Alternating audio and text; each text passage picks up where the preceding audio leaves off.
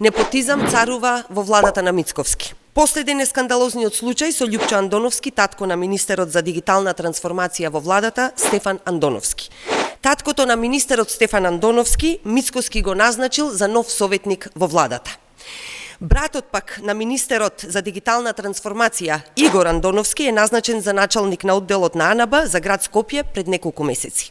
Значи, едниот син е министер во владата на Мицковски, другиот началник во АНБ, а таткото советник во владата.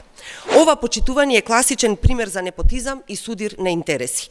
Ова е срам и навреда за граѓаните. Додека илјадници млади и способни луѓе заминуваат од државата во потрага по работа, високите позиции во институциите се резервирани исклучиво за роднините на сегашните и поранешните функционери на ВМРО ДПМН. Бараме Државната комисија за спречување корупција итно да отвори предмет и да постапи. Македонија мора да биде праведна и мора да биде правна држава, а не држава на непотизам и корупција.